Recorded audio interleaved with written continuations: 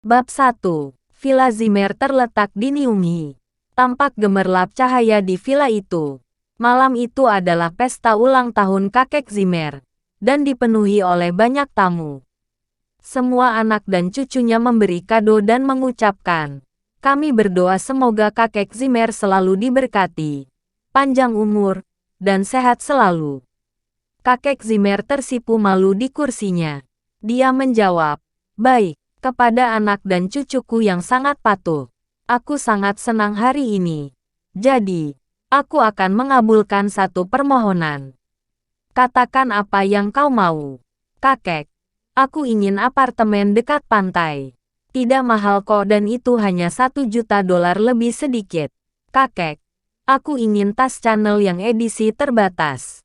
"Kakek, aku ingin mobil sport BMW." "Kakek, aku ingin jam Rolex." "Baiklah, aku akan kabulkan semua permohonan kalian," janji kakek Zimmer. Melihat ekspresi di wajah mereka, kakek Zimmer juga sangat bahagia. Dia merasa bersyukur dan puas.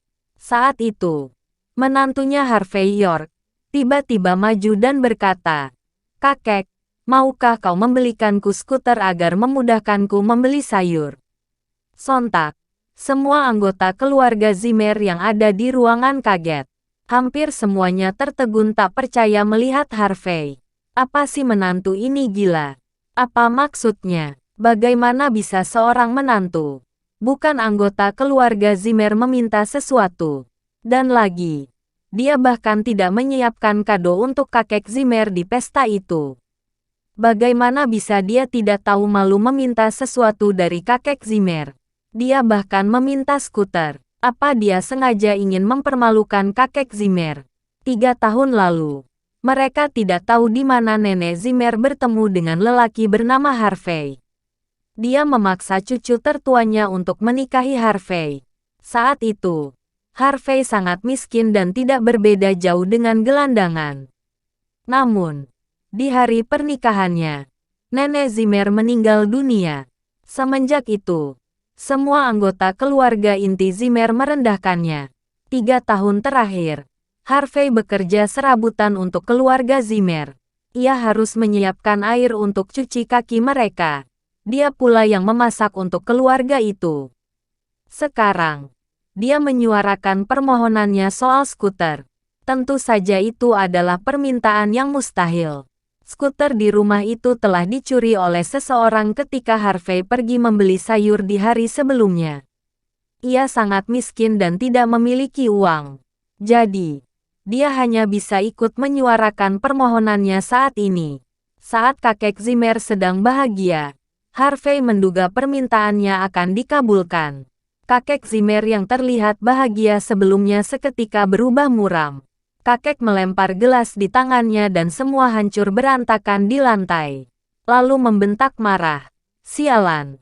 Kau datang ke pestaku untuk merayakan ulang tahunku, atau hanya untuk menghancurkan suasana di depan keluarga?" Istri Harvey, Mandy Zimmer, langsung menghampiri sang kakek dan menjelaskan, "Kakek, Harvey hilaf. Hari ini adalah hari bahagiamu. Jangan marah karena dia." Lalu dia memisahkan Harvey ke samping.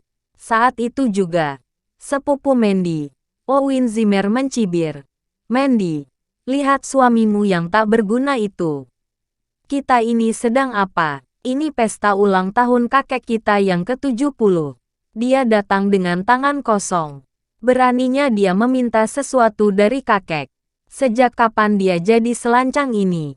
Benar, dia tak punya adat. Bisa-bisanya dia meminta sesuatu. Tidakkah dia melihat begitu banyak tamu yang datang hari ini? Sangat memalukan." Itu adalah sahutan dari cucu kesayangan kakek Zimmer, Zack Zimmer. Dia selalu membenci Mandy. Sekarang dia punya kesempatan menghinanya. Dasar tidak berguna. Punya hak apa dia untuk tinggal di keluarga kita? Ya, dia membuat malu kita. Aku tahu sekarang. Dia memang bertujuan untuk mengganggu kita. Dia mau menghancurkan suasana bahagia kakek hari ini. Makhluk tidak berguna. Ada banyak pelayan di rumah ini. Apa kita memang membutuhkanmu untuk pergi membeli sayur saja? Kau bahkan tak perlu bekerja keras untuk itu. Tak tahu malu. Kau pikir kau penting di keluarga ini. Pergi sekarang juga, atau aku akan menghajarmu jika masih mempermalukan kita. Mendengar hinaan dan tuduhan dari anggota keluarga Zimmer, Harvey hanya bisa menunduk. 3 tahun lalu, Harvey bisa saja mati mengenaskan bila nenek Zimmer tidak menolongnya. Itu juga sebab dari bungkamnya Harvey dan mau melakukan tugas rumah tangga selama 3 tahun ini. Kakek, manajer York Enterprise, Don Sander telah tiba untuk mengucapkan selamat padamu. Seseorang memberitahu di pintu. Kemudian, seorang lelaki tinggi dan tampan memasuki ruangan dengan senyum. York Enterprise adalah bisnis keluarga milik keluarga York di Salt Lake. Mereka adalah keluarga berpengaruh dan termasyhur.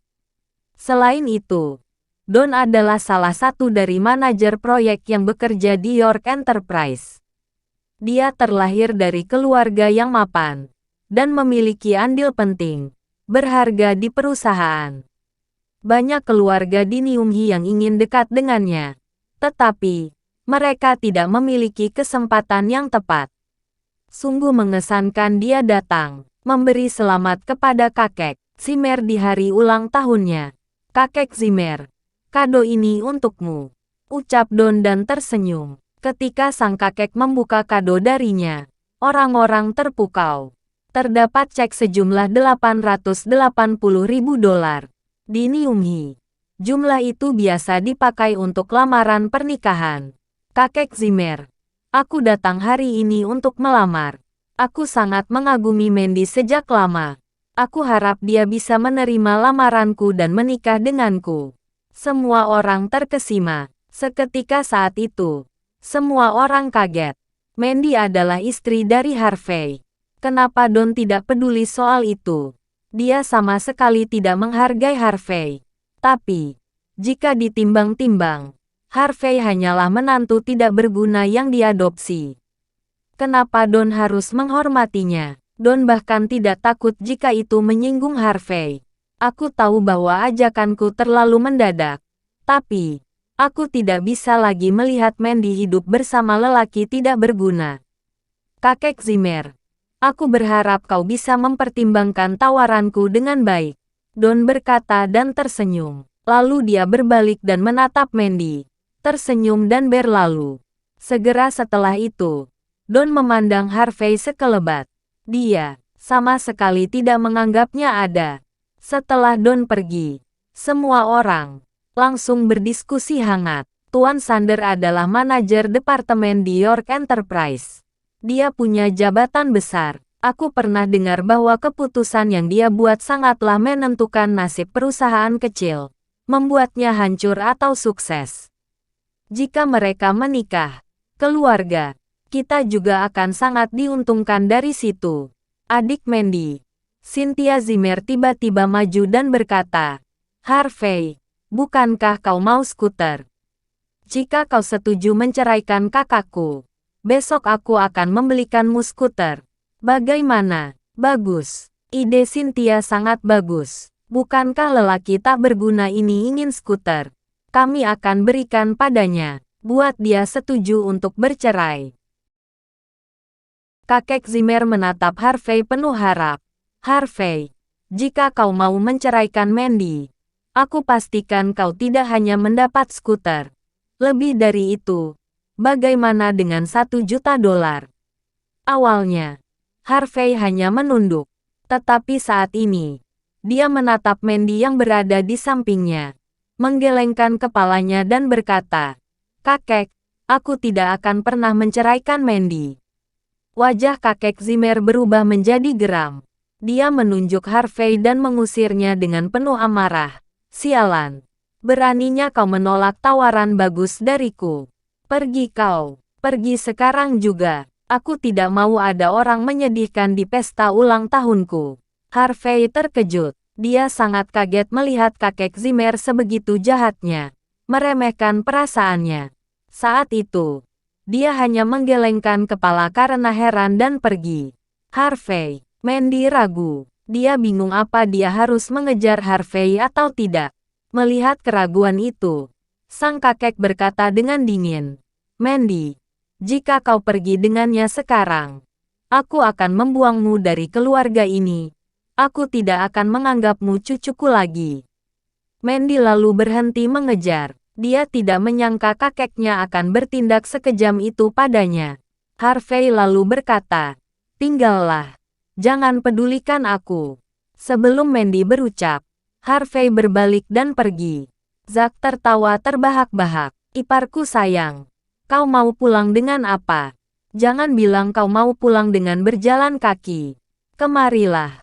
Aku ada $1. Biarkan aku berbaik hati dan memberikannya agar kau bisa bayar ongkos bus. Jangan malu-malu. Ambillah." Lalu dia mengeluarkan selembar $1 dan melemparnya ke Harvey. Seluruh anggota keluarga Zimmer tertawa menghinanya. Harvey menggertakkan giginya. Tetapi dia hanya terdiam. Setelah itu dia benar-benar meninggalkan Villa Zimmer. Pada saat itu, tiba-tiba teleponnya berdering. Dia mengeluarkan telepon tuanya dan melihat layar. Nomor yang memanggilnya berakhiran 6 digit angka 8. Harvey memelas dan melihat pesannya sepintas. "Pak, York Enterprise sedang dalam kesulitan. Tolong pulang ke rumah untuk menanganinya." Bab 2. Ada pesan dari keluarga York. Harvey bersedih sebentar. Keluarga York sangat berpengaruh di Salt Lake. Awalnya Harvey telah menjadi penerus resmi. Tetapi, 3 tahun lalu, keluarganya menuduhnya dan menyangka dia menggelapkan uang dana perusahaan. Karena itu, identitasnya sebagai penerus dihapuskan. Seluruh anggota keluarga York sependapat dan Harvey telah dikeluarkan dari keluarga secepatnya. Ketika dia meninggalkan keluarga York 3 tahun lalu, dia tidak memiliki uang sama sekali. Tamparan itu sangat membuatnya trauma, dan dia sakit parah saat itu. Untungnya, Nenek Zimmer sangat baik mengajaknya tinggal bersama keluarga Zimmer. Dia bahkan menjadikannya cucu menantunya. Jadi dia tidak perlu meninggal tragis di jalan. Namun, walaupun dia menikah dengan Mandy setelah 3 tahun, pernikahan mereka hanya status, tidak berjalan baik di kenyataan. Jika keluarga Zimmer tidak mempertahankan reputasi, Harvey tidak akan tidur di ruang kerja. Sudah 3 tahun penuh, Harvey mengira dia akan terbiasa dengan kehidupan itu. Faktanya, dia tidak. Lebih dari menantu yang dipungut keluarga Zimmer, ada hal lain lagi yang membuat Harvey merasakan luka yang mengerikan. Walaupun Mandy selalu bicara tegas dan terus terang padanya, dia terlalu cantik dan spesial. Setelah 3 tahun bersamanya, Harvey sadar dia cinta mati pada Mandy. Saat dia sedang memikirkannya, ada pesan datang di teleponnya. "Pak, aku mohon padamu, tolong kami. Bukankah kau membeli saham tambang emas 3 tahun lalu? Akhir-akhir ini, seseorang telah memperhatikan adanya pergerakan meningkatnya jumlah emas di saham tersebut. Sekarang, harga saham itu meningkat drastis. Sekarang, dana perusahaan telah dipotong dan kami membutuhkan pertolonganmu segera. Jika tidak, keluarga ini akan hancur." Harvey sangat bingung. Dia termenung. Selama tahun itu, dia memang menaruh investasi jutaan dolar di tambang emas. Itu juga yang menjadi sebab dia dituduh menyelundupkan dana perusahaan dan diusir dari keluarga. Belum juga 3 tahun, dan mereka mengetahui bahwa tambang emas tersebut telah dimuat oleh banyak jumlah emas dan bahkan jumlahnya mampu menaikkan harga sahamnya. Selanjutnya, Harvey segera mengambil kartu bank hitam. Kartu tersebut telah diabaikan selama ini. Kartu itu adalah kartu yang menandakan keistimewaan status seseorang di seluruh dunia. Telah diketahui bahwa siapapun yang memiliki kartu itu akan mendapatkan apapun yang mereka inginkan dimanapun mereka berada. Kemudian dia segera menelepon layanan pelanggan 24 jam. Dia mendengar suara wanita yang manis menjawab teleponnya. "Tuan York, apa kabar? Apa ada yang bisa kami bantu? Tolong bantu aku mengecek saldo di rekeningku." Baik. Dengan senang hati. Harap tunggu sebentar. Pak, ucapnya sopan. Kemudian, suaranya muncul dengan nada kaget dan grogi. Pak York, saldo Anda meningkat banyak sekali dan dikarenakan akun Anda telah terkunci lama demi keamanan. Saya tidak ada wewenang untuk mengeceknya. Saya akan mengajukannya segera. Boleh saya telepon Anda kembali nanti? Iya tentu. Harvey menutup teleponnya. Jumlah uangnya sangat banyak yang membuat akun ini terkunci demi keamanan. Dia tertawa lantang. Siapa sangka? Dia hanya iseng mengambil 10 juta dolar dan menginvestasikannya tanpa ada harapan apapun. Dia tidak pernah menyangka investasi itu bisa mengagetkannya seperti ini. Harvey bahkan tidak mengetahui seberapa banyak uang yang dia miliki. Harvey pulang dengan santai. Ketika dia sampai rumah, Mandy telah sampai terlebih dahulu.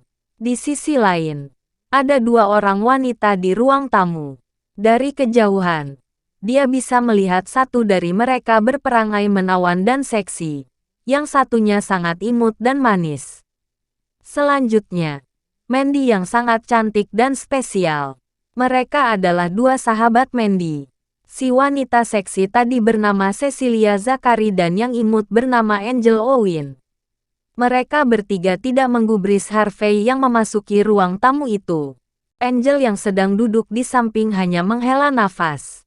Lalu dia berkata, "Mandy, mari bicarakan hal serius. Aku mendengar bahwa perusahaanmu memiliki masalah." Mandy mengusap dahinya, lalu menjawab, "Ya, beberapa hari lalu. Perusahaanku menghadapi masalah pendanaan. Sekarang kami sedang butuh 5 juta dolar. Jika aku tidak segera mendapatkannya, aku khawatir sepertinya perusahaanku." Angel menghela nafasnya dan berkata, "Tapi Mandy, tidaklah mudah mendapatkan uang sebesar 5 juta dolar di waktu yang singkat." Si wanita seksi, Cecilia yang sedang duduk di sampingnya mengangguk. Mandy melihat reaksi mereka dan dia menyadari tidak ada pertolongan untuknya. Lalu dia terdiam malu. Lalu dia melihat Harvey berdiri di sana. Dia tidak dapat mengelak untuk menatapnya. Dia menegur, "Harvey, sejak kapan kau punya hak untuk berdiri di sana dan menguping percakapan yang seserius ini? Pergilah dan cuci baju. Dan ingat, cuci dengan tangan dan air hangat. Jika ada baju yang luntur, aku pastikan kau akan tidur di lorong malam ini." Dia bergegas untuk mencuci baju lalu tiba-tiba ada telepon berdering. Tidak disangka, itu adalah telepon dari layanan pelanggan bank kartu hitam miliknya. Harvey menjawab telepon dan mendengar suara wanita operator tadi. "Tuan York, setelah mengecek akun Anda, kami menyimpulkan bahwa seluruh harta Anda ditahan di akun luar negeri. Jika kami gali lagi lebih dalam, kami mungkin menerobos privasi Anda. Kami menyarankan Anda untuk menelepon kami jika sedang luang. Lalu, kami akan mengirim seseorang untuk segera mengundang Anda ke kantor pusat Niumi, sehingga Anda dapat mengecek akun Anda sendiri. Apa Anda setuju?" Harvey bergumam. "Baiklah, tapi kenapa aku harus sesulit ini hanya untuk mengecek akun luar negeriku?" Seketika telepon ditutup setelah dia menanyakannya. "Mandy, suamimu memang sangat lucu." Angel tidak dapat menahan tawanya. Dia ingin mengecek uangnya di bank di akun luar negeri. Apa dia terlalu banyak nonton acara TV? Apa dia bahkan tahu apa itu akun luar negeri?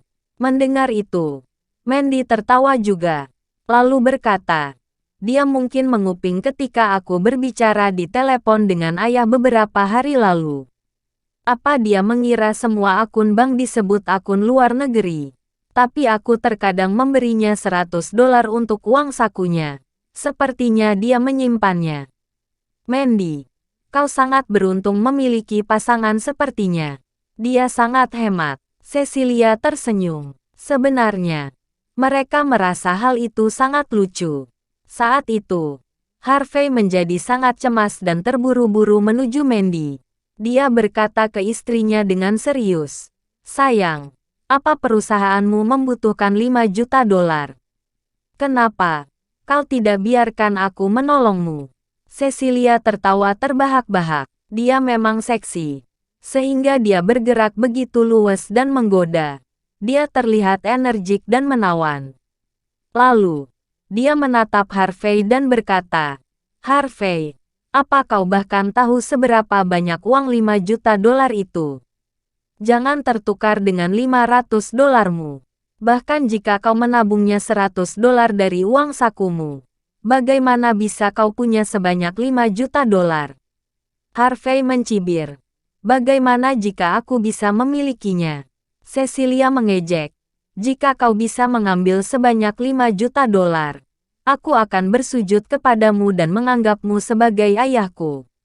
Dia melepas tawa ejekannya. Benarkah begitu? Harvey tersenyum. Kemudian dia menegaskan, kalau begitu ingatlah atas ucapanmu tadi. Jangan ingkari janjimu. Mandy mengusut dahinya di samping mereka. Lalu dia melambaikan tangannya mengusir Harvey.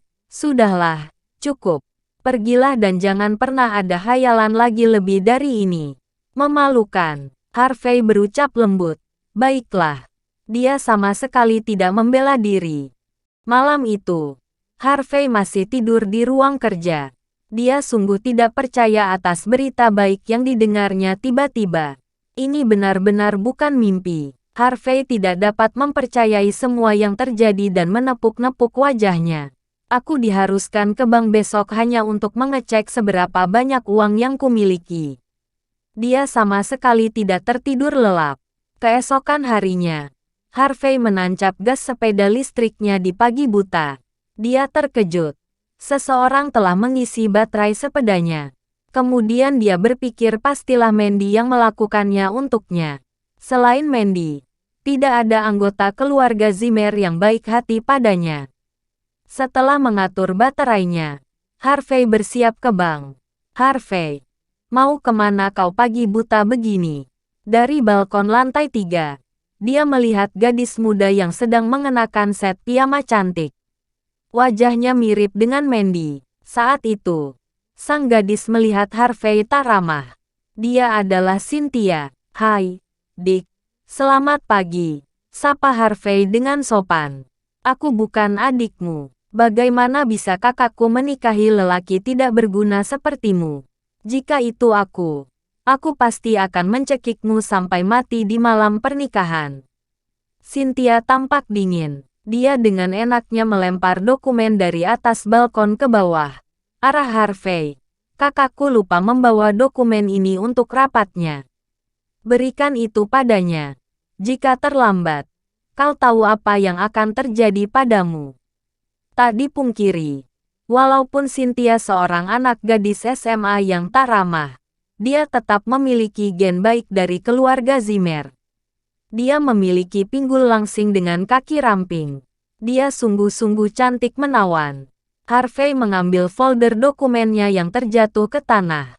Selama menikah dengan Mandy 3 tahun ini, dia tidak pernah mengizinkan Harvey mendatanginya ke perusahaan karena takut dia mempermalukannya. Sekarang adiknya meminta dia mengirimkan dokumen. Apa ini mimpi? Pergilah cepat. Melihat Harvey termenung, Cynthia sangat jengkel. Kakak ipar orang-orang lain berpenampilan tinggi dan tampan. Beberapa dari mereka bahkan sangat gagah dan berkelas. Tetapi mengapa kakak iparnya sangat culun dan tidak memiliki kelebihan? Dia bahkan tidak bisa memandangnya. Terlebih lagi, dia tidak setuju untuk bercerai. Memangnya dia pikir, dia siapa? Bab 3. Setengah jam kemudian, Harvey sampai di perusahaan Mandy. Ketika dia melewati pintu masuk, seorang pengawal menghentikannya dengan tongkat listrik segera. Si pengawal berkata dengan dingin, "Pergi dari sini. Kami tidak menerima pengemis di sini." Harvey baru saja bangun pagi itu dan tentu dia tidak sempat membersihkan diri di awal harinya. Dan lagi, dia mengenakan kaos oblong dan celana pendek yang dengan luntur. Dia memang terlihat seperti pengemis dari jalanan. Namun, Harvey sudah biasa diperlakukan seperti itu. Dia tersenyum dan berkata, "Pak, aku di sini untuk memberikan dokumen ke istriku." "Kau memiliki istri dengan penampilan begini?" Pengawal itu curiga. "Apa istrimu si tukang bersih-bersih? Zara atau yang di pantry, Lily?" "Istriku adalah Mandy," ucap Harvey. Si pengawal terkejut. Segera dia tertawa geli. "Oh begitu. Kau menantu Zimmer itu." Dia tidak dapat menahan tawanya. Harvey menggeleng. Tidak pernah menyangka dia begitu terkenal. "Sudahlah, berikan dokumennya padaku. Nona Zimmer memintaku untuk mengambilnya darimu. Dan kau telah di sini," ucap si pengawal. "Tidak." Harvey menggeleng dengan yakin dan teguh. "Adik iparku bilang ini sangat penting. Jadi aku harus memberikannya sendiri pada istriku. Bisa kau minggir, kau?" Pengawal itu menunjuk ke Harvey dan pasrah. Apa dia sudah gila? Dia tidak tahu bahwa keluarga Zimmer sangat tidak menyukainya. Dan lagi, dia berpakaian seperti itu. Apa dia tidak takut untuk menghancurkan citra perusahaan? Ketika mereka sedang berbicara satu sama lain, mereka mendengar gemuruh mesin mobil menggelegar dari belakang. Lalu terlihat sebuah BMW 5 series berkecepatan tinggi terparkir di sebelah sepeda listrik Harvey. Mereka melihat sosok Don keluar dari mobil itu dengan membawa sebuket bunga mawar di tangannya. "Senang bertemu dengan Anda, Tuan Sander." Melihat Don, si pengawal sombong itu berubah ramah dan penuh kagum menyapa. Lalu berkata, "Tuan Sander, silahkan lewat sini. Nona Zimmer telah menantikan kedatangan Anda di kantor." Don mengangguk. Dia berlalu tanpa memandang kehadiran Harvey di sana. Harvey hampir saja memasuki perusahaan itu juga. Namun, si pengawal segera menghalanginya dengan tongkat listrik miliknya. "Apa maksudmu? Kenapa kau membiarkannya masuk sedangkan aku tidak?" tanya Harvey sambil memandangi si pengawal. Si pengawal menghela nafas dan berkata, "Harvey, kau hanyalah menantu. Bagaimana bisa kau dibandingkan dengan Tuan Sander? Begini, parfum dan mawar di tangannya sudah pasti seharga ratusan ribu dolar. Apa kau memiliki uang sebanyak itu? Dari yang kulihat, kau secepatnya akan dibuang dari status menantumu itu." Harvey tertegun sejenak, kemudian dia bersedih. "Apa maksudmu?" "Maksudku, apa kau bodoh sampai menunjukkan dirimu di sini? Kejadian semalam sudah tersebar luas ke seluruh kota. Semua orang tahu bahwa Tuan Sander sedang mengejar cintanya, Nona Mandy Zimmer. Mereka adalah pasangan tampan dan cantik. Mereka memang serasi. Lihatlah dirimu. Kau sangat menyedihkan dan tidak berguna. Aku heran mengapa Nona Zimmer mau menikahimu sejak awal." Si pengawal mencacinya. Sementara itu, lift di lobi terbuka. Mandy keluar dari sana dengan baju terusan bunga. Nampak cantik dan menawan. Saat itu, dia melihat Don. Ia tersenyum dan menganggukkan kepala padanya lalu berkata, "Tuan Sander, aku sudah menantikanmu." Don memfokuskan pandangannya. Dan sepintas, ekspresi ketamakan terlihat dari matanya. Sungguh hampir tak terlihat. Dia menjilat bibirnya tanpa sadar dan memberikan buket bunga yang dia bawa dengan anggun. Dia tersenyum dan berkata, "Orang bilang, hadiah yang indah harus diberikan kepada yang pantas mendapatkannya. Mandy, kau sungguh cantik seindah bunga. Jadi, hanya kau yang pantas diberikan hadiah bunga ini." Mandy cemberut sedikit. Dia masih mengingat kejadian malam itu. Don melamarnya di depan orang-orang. Dan sekarang seluruh kejadian itu diketahui oleh semua orang di Niumi. Sekarang, dia bahkan tak gentar mengejarnya. Awalnya, Mandy sangat enggan bertemu dengan Don. Tetapi perusahaannya sangat membutuhkan dana saat ini. Jadi dia tidak memiliki pilihan selain meminta bantuan Don. Mempertimbangkan hal itu, Mandy tersenyum dan berkata, "Tuan Sander, aku tersanjung. Aku mengundangmu hari ini dengan hormat karena ada kesepakatan bisnis yang ingin aku negosiasikan denganmu." Mengapa aku malah mendapat hadiah darimu? Don tersenyum bahagia dan berkata, ini bukan apa-apa. Mandy, sepertinya kau tidak mau hadiah ini dariku. Apa kau ingin lebih? Apa ini kurang untukmu? Bagaimana jika aku meminta seseorang untuk pesankan bunga impor dari Praha? Apa kau mau Kepulauan Het? Tidak. Kau tidak perlu melakukan itu.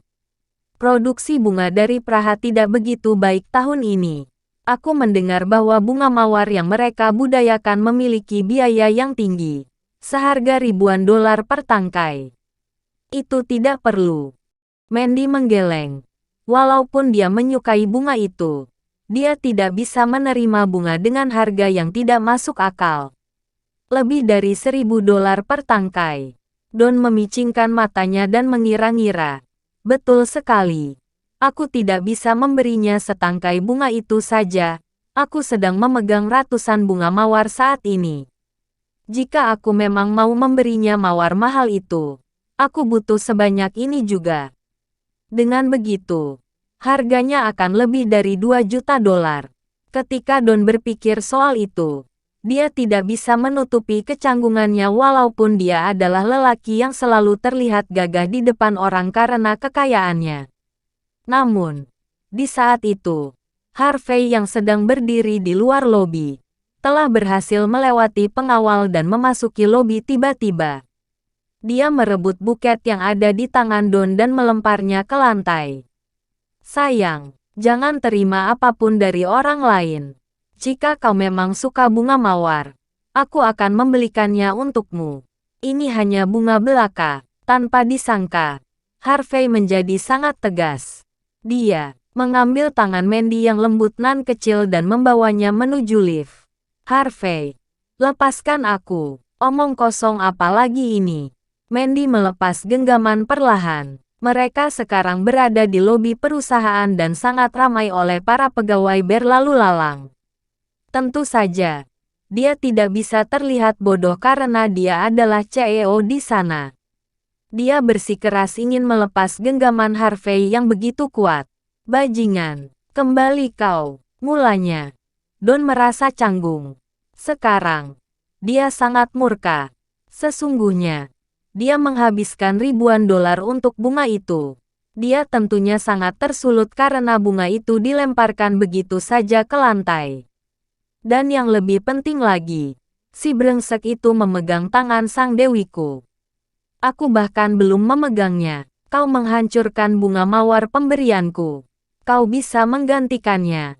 Hah, kau pikir kau siapa? Don memukul-mukul pintu lift yang sudah tertutup dan memaksa membukanya. Sialan, jelaskan padaku sekarang, atau kau harus membayarnya. Bab 4. Penjelasan. Kenapa aku harus memberimu penjelasan? Ucap Harvey dingin. Pertama, Mandy adalah istriku. Tolong jangan ganggu dia. Jika kau mau berbuat gaduh, lakukan di tempat lain. Kedua, jika istriku menyukai bunga mawar, aku akan membelikan itu untuknya. Dia adalah wanita yang cantik. Kau pikir barang murah dan standar begitu cocok untuknya? Aku akan mengirimkan bunga mawar dari Praha malam ini juga. Don sungguh dingin. Dia sangat menikmati kekuasaannya di York Enterprise. Bagaimana bisa seorang menantu seperti dia bicara seperti itu kepadaku? Selain itu, hal yang paling menyulutnya adalah kejadian saat Harvey melempar bunganya dan membawa Mandy ke lift. Mau apa dia? Membayangkan itu semua, Don tiba-tiba tersenyum. Dia terlihat sangat yakin akan dirinya sendiri. Mandy, bukankah kau membutuhkan 5 juta dolar untuk dana perusahaanmu? Aku bisa membantumu soal itu. Apa? Mandy terkejut. Don bicara dengan tenang. Mandy, aku tahu perusahaanmu sangat membutuhkannya. Untungnya, aku punya sejumlah uang yang kau butuhkan sekarang dan itu bisa kau pakai untuk investasi. Jika kau mau makan siang denganku, uang itu akan jadi milikmu. Apa kau serius? Mandy melepas tangan Harvey tanpa sadar. Perusahaannya memang sangat butuh uang sebanyak itu. Aku selalu menepati janjiku. Don terlihat percaya diri. Tentu, setelah menimbang-nimbangnya, Mandy akhirnya setuju. Jika dia tidak mengumpulkan dana itu segera, perusahaannya mungkin akan bangkrut segera. Mari, Mandy, kita bicarakan proyeknya dan di mana tempat makan siang kita nanti, ucap Don sopan. Sayang, jangan pergi dengannya. Sebelum Mandy bicara, Harvey menatap Don dengan amarah. Ekspresinya sangat terlihat, emosinya memuncak. Don, aku sudah memperingatkanmu. Lebih baik kau menyingkir dari istriku. Don mengejek. Apa yang bisa kau lakukan? Kau hanya seorang menantu. Kenapa? Kau takut dia berselingkuh darimu? Don senyum tipis. Lelaki tidak berguna. Kau pikir kau bisa mengubah takdirmu? Ekspresi Harvey berubah dan ingin sekali berucap sesuatu. Tetapi saat itu, Mandy keluar dari lift dan berkata dengan dingin, Harvey, jangan konyol. Apa aku konyol? Harvey kaget. Kau tahu betapa pentingnya investasi ini untukku. Mandy memandang Harvey kecewa. Jika kau lebih mampu, aku tidak akan sampai bersikap begini. Dia menghela nafas dan mengikuti Don keluar lobi. Lalu dia masuk ke mobil BMW-nya. Sayang, melihat Mandy yang naik ke mobil Don, dia bergegas mengejarnya. Lalu berkata, sayang, jangan pergi dengannya. Aku punya uang sebanyak itu. Aku akan memberikanmu $5 juta itu. Harvey, kenapa kau tidak cari kerjaan saja? Jangan berhalusinasi di sini. Mandy menghela nafas. Tapi, Harvey hampir berucap lagi. Don segera mendekatinya dan menepuk pundaknya. Ada apa? Kau mencari pekerjaan untuk orang tidak berguna sepertimu. Kebetulan sekali. Perusahaanku butuh tukang bersih-bersih. Kau mau mencobanya? Kau akan dibayar sekitar $200 setiap bulan. Aku akan membayar $50 untuk subsidi karena demi membantu Mandy. Bagaimana? Don sangat serius. York Enterprise adalah perusahaan yang dimiliki keluarga York. Tidaklah mudah untuk masuk ke perusahaan seperti York. Jangan hilangkan kesempatan emas ini. Kau harus pikirkan baik-baik. Harvey menepis tangan Don dari pundaknya. Aku tidak butuh. Oh, tidak bersyukur sekali kau, Harvey. Don menggelengkan kepalanya heran. Tak menghiraukan itu. Dia segera masuk mobil BMW-nya karena jengkel akan sikap Harvey. Sayang, jangan pergi. Aku sungguh dapat membantumu dengan uang $5 juta itu. Harvey tidak menyerah dan memandang Mandy. Berharap bahwa Mandy akan berubah pikiran. Sayangnya, Mandy mengabaikannya. Harvey, berhentilah berteriak. Sebaiknya berhenti berhayal karena kau memang miskin pada kenyataannya. Don membuka kaca dan tersenyum menghinanya. Kau mau bantu Mandy dengan apa? Uang. Kau tahu CEO dari York Enterprise.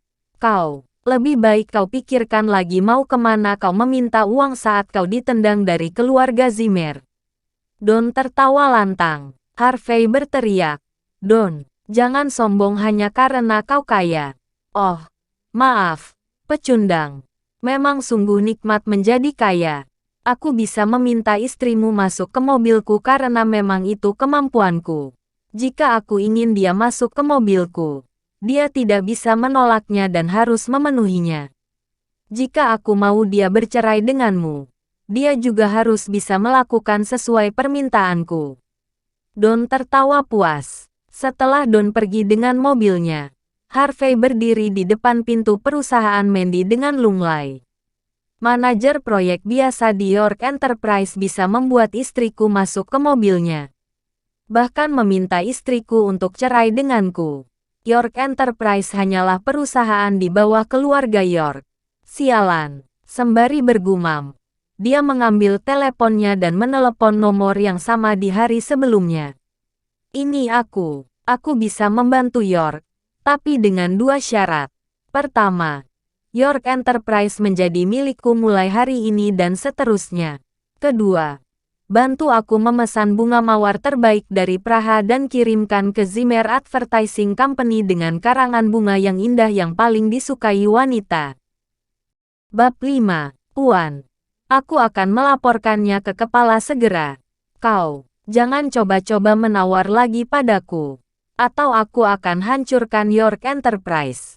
Belum juga orang yang ditelepon menjawab. Harvey telah menutup teleponnya. Di area Gold Coast Villa, setiap villa memiliki desain yang signifikan dan memiliki ciri khas dari desainer interior internasional ternama. Dari tipe keramik yang dipasang hingga tipe pepohonan untuk lanskap, mereka semua dipilih dengan seksama. Saat itu, Harvey duduk santai di sofa di balkon rumah. Di seberangnya telah duduk kepala dari York Enterprise yang sekarang menjabat Jonathan York. Dia adalah paman Harvey, dan dialah yang meminta supir untuk menjemput Harvey untuk mengantarnya ke villa sekarang. Memandangi Harvey yang santai, Jonathan tersenyum dan berkata, "Harv, kita sudah beberapa tahun tidak bertemu. Kau terlihat lebih tampan dan lebih bersemangat." "Paman, aku tidak ada waktu untuk berbasa-basi. Langsung pada topik intinya. Katakan padaku apa yang harus kulakukan untuk membantu keluarga York. Apa yang harus aku ambil alih di sini?" Harvey bertanya dengan tenang dan dia bahkan tidak memandang wajah pamannya. Jonathan meledek. "Harv, kau sungguh terus terang. Kalau begitu, aku akan langsung ke intinya." Di saat itu, Jonathan terlihat sangat tidak berdaya. Dia adalah orang yang sangat berpengaruh di Niumi. Dia dapat memberi imbas yang besar untuk seluruh kota dengan hanya melakukan sedikit keputusan. Tetapi kini, dia tidak memiliki banyak pilihan selain menjadi rendah hati dan pasrah di depan Harvey, mengingat dia akan meminta pertolongannya. Keluarga kita mengikuti gaya dan investasi beberapa jumlah uang ke saham minyak. Karenanya, kita kehilangan banyak dana. Maka dana keluarga kita sekarang. Jangan basa-basi. Berapa yang kau butuhkan? Tidak banyak. Hanya beberapa miliar dolar. Sial, Harvey terkejut. Miliar dolar. Pergi saja sana merampok bank. Soal itu, Kepala York, aku masih ada urusan yang harus diselesaikan. Aku harus pergi. Harvey berdiri segera dan ingin beranjak pergi. Harv, Jonathan menjadi sangat gelisah. Dia berkata segera, "Kita memang membutuhkan uang sebanyak itu. Jika kita tidak memilikinya segera, dana kita akan dihapuskan, dan perusahaan besar kita akan hancur. Di samping itu, aku bisa memenuhi syaratmu." Harvey memandang Jonathan dalam-dalam dengan iba. "Aku mengerti ketulusanmu. Tapi, masalahnya, dari mana aku punya uang sebanyak itu, Paman?" "Harry, apa kau benar-benar mau melihat perusahaan keluarga ini hancur? Kau memiliki sekiranya triliunan di akun luar negerimu. Kau bisa membantu York hanya dengan memberi sedikit uang dari sana." Jonathan menjadi sangat gugup dan matanya memerah. "Jangan lupakan asalmu." Awalnya, Harvey tersenyum. Ketika dia mendengar itu, wajahnya berubah murka. "Paman, seingatku, aku tidak akan bisa menjadi penerus York saat itu. Ada ratusan dari kita di York. Dulu kau menginterogasiku, mengutukku berapi-api. Aku sangat berkontribusi saat itu di keluarga. Tapi aku malah ditendang keluar seolah aku hanya orang busuk. Sekarang kau memintaku untuk ingat dari mana asalku. Kau tidak pikir itu konyol? Mengapa kau tidak berpikir bahwa aku adalah orang yang mengumpulkan semua dana di keluarga selama ini? Bekerja susah payah banting tulang demi keluarga ini. Kau menikmati uang hasil kerjaku dan membuangku pada akhirnya. Aku menjadi menantu dari keluarga lain beberapa tahun ini. Hidupku menjadi sangat menderita. Kau bahkan tidak mengunjungiku atau bahkan memberiku pertolongan. Jika kau tidak mengalami krisis, apa kau sekarang akan mengingat penerus sebelumnya?" Harvey berkata sangat lantang dan jelas. Jonathan tertegun. Dia berkata, "Harv, kami salah. Tolong biarkan kami meminta maaf padamu. Kami mohon ampunanmu dengan tulus. Tapi kami membutuhkan pertolonganmu menghadapi krisis ini dahulu." Mulai dari sekarang, kau akan menjadi CEO York Enterprise. Walaupun York Enterprise adalah perusahaan yang tidak begitu besar dahulu, tetapi sangat berpotensi. Terfokus pada investor keluarga, dan lagi, York memiliki banyak keuntungan saham dari seluruh perusahaan di Niumi, termasuk banyak dari daftar produk baru dan rencana-rencana yang sedang dirancang. Untuk sementara waktu, saat itu, perusahaan York dipimpin oleh anak perempuan Yonathan, Belle York. Dia adalah sepupu Harvey. Tak disangka, Yonathan mau memberikan jabatan itu kepada Harvey. Baik, setuju. Harvey menimbang-nimbang beberapa saat. Awalnya dia enggan menggubris York, namun dia tetap mengingat jelas apa yang telah terjadi padanya pagi ini. Jika dia tidak mengambil perusahaannya, dia bisa saja dengan mudah dicemooh dan dirundung oleh semua orang. Jangan khawatir, aku akan menyelesaikannya. Kau hanya perlu datang ke kantor dan tanda tangan dokumen besok. Selain itu, aku akan mengurus bunga mawar dari Praha juga. Yonathan sangat lega. Jika Harvey tidak setuju menolongnya, York sungguh akan menderita walaupun tidak sampai bangkrut. Harvey tidak bisa mengabaikan itu. Jika dia tidak bisa menyelesaikan permasalahan kecil seperti ini, dia tidak akan bertahan di bidang bisnis yang akan dia hadapi selanjutnya. Omong-omong, berikan aku jas itu. Harvey beranjak keluar, tetapi dia melihat jas baru dari sofa duduknya dan matanya berbinar-binar. Dia berencana untuk menghadiri pesta reuni kuliahnya malam ini dan dia tidak punya ide baju apa yang ingin dia kenakan karena tidak memiliki baju bagus. Terlalu malam untuk membeli yang baru. Jadi dia melihat jas Yonathan dan meminjamnya. Ah ini, ambillah jika kau suka. Hanya sebuah kado dari Armani. Masih ada label harganya. Yonathan mengangguk. Walaupun jas itu mahal, tetapi tidak seberapa dibanding dengan miliaran dolar miliknya. Bagaimana mungkin kepala York peduli soal itu? Harvey tidak berpikir banyak soal itu. Dia segera mengganti bajunya di ruang ganti. Lalu dia melihat sepatu usangnya dan beralih ke sepatu Yonathan di lemari dan mencibir. Yonathan sepertinya memiliki kaki yang bau. Aku tidak mau memakai sepatunya sama sekali. Lebih baik aku mengenakan sandal. Dia tahu bahwa teman sekelasnya akan menghadiri pertemuan malam ini. Sepertinya putri kecantikan di tahun kuliahnya dulu juga akan hadir, Wendy Sorrell. Harvey sangat bersemangat. Setelah Harvey meninggalkan villa, dia bersiul dan bersepeda menuju Hotel Platinum.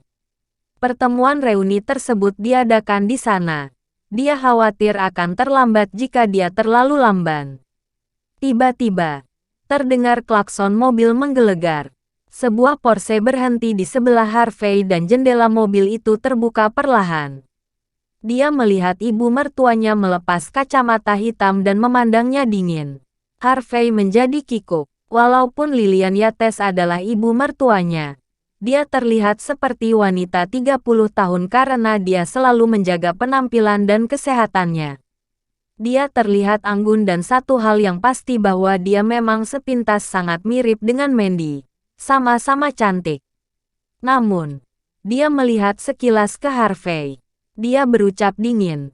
Dari mana kau dapat jas itu? Selama 3 tahun Harvey ke rumah Zimmer. Orang yang paling dia takuti di keluarga Zimmer adalah Lillian.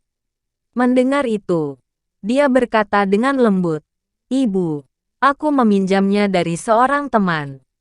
"Oh, apa kau memiliki teman?" Lillian tersenyum kaku, lalu berkata, "Seseorang bilang padaku apa yang telah terjadi di perusahaan hari ini. Karena kau tampak sangat tidak kompeten dalam melakukan sesuatu. Pulang dan bereskan barangmu malam ini. Tanda tangani surat perceraian besok. Jangan khawatir. Aku yang bayar tunjangan." Harvey langsung merinding. "Tapi, Bu, aku sangat mencintai Mandy. Aku tidak bisa hidup tanpanya." Mendengar itu, Lillian tertawa dan berkata, "Tidak usah panggil aku, Ibu. Aku tidak pantas menjadi ibumu. Jika aku memang menjadi ibumu, aku yakin para leluhurku akan sangat frustasi. Di samping itu, kau bilang mencintai anakku. Bagaimana bisa kau mencintainya tapi kau hanyalah orang tidak berguna? Apa kau sadar kau sudah menghancurkan masa-masa penting dalam hidup anak perempuanku selama 3 tahun ini? Barusan saja, Don meneleponku. Dia bilang dia akan membayar jutaan dolar sebagai hadiah pernikahan asalkan aku memberinya restu dan memperbolehkannya menikahi Mandy. Kau tahu berapa banyak? Aku yakin kau tidak akan percaya.